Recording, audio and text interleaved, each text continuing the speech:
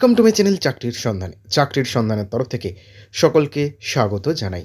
সকল বেকার চাকরি প্রার্থীদের জন্য আবার একটি বিরাট বড় চাকরির আপডেট নিয়ে আমি চলে এলাম চাকরির সন্ধানে। আবারও রাজ্যের জেলায় মিড ডে মিল প্রকল্পে নিয়োগ করা হবে। যে কোনো ভারতীয় নাগরিক অর্থাৎ পশ্চিমবঙ্গের যে কোনো জেলার প্রার্থীরা আবেদন করতে পারবেন। কোনো রকম আবেদন মূল্য লাগছে না, সম্পূর্ণ বিনামূল্যে আবেদন করতে পারবেন। এই ভিডিওটিতে ডিটেলসে সব কিছু বলে দেব, কেউ কিন্তু স্কিপ করবেন না। চলুন ডিটেলসে দেখে নেওয়া যাক।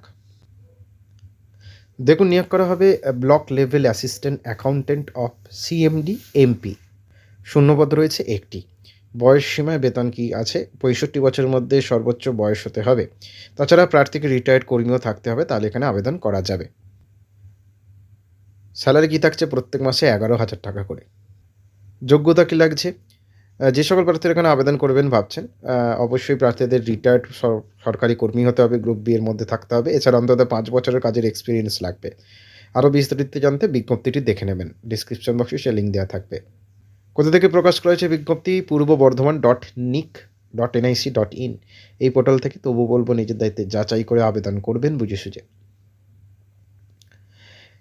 নিয়োগ কীভাবে করা হবে, সর্বপ্রথম ইন্টারভিউ হবে, এরপরে প্রার্থীরা ব্লক লেভেল সিলেকশন কমিউনিটি সিদ্ধান্তের উপর নির্ভর করে নিয়োগ করা হবে। ডকুমেন্টস কী কী লাগছে, বসবাসের প্রমাণপত্র হিসেবে ভোটার কার্ড বা আধার কার্ড, শিক্ষাগত যোগ্যতা সার্টিফিকেট, অভিজ্ঞতা সার্টিফিকেট, সাম্প্রতিক পাসপোর্ট সাইজের রঙিন ফটো, এছাড়া আরও অন্যান্য। আবেদন কীভাবে করতে হবে, অফলাইনের মাধ্যমে সংস্থার অফিসিয়াল ওয়েবসাইটে গিয়ে যে বিজ্ঞপ্তি বেরিয়েছে সেখানে আবেদন ফর্মটি থাকবে, সেটা A4 পেপারে প্রিন্ট আউট করে নিতে হবে। ডিসক্রিপশন বক্সে সে লিঙ্ক দেওয়া থাকবে, সেখান থেকেও আপনারা করতে পারবেন।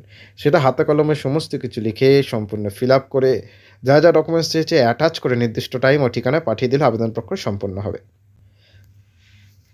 আবেদনের শেষ তারিখ 5ই জানুয়ারি 2026। নেক্সট আপডেট নিয়ে খুব শীঘ্রই হাজির হব।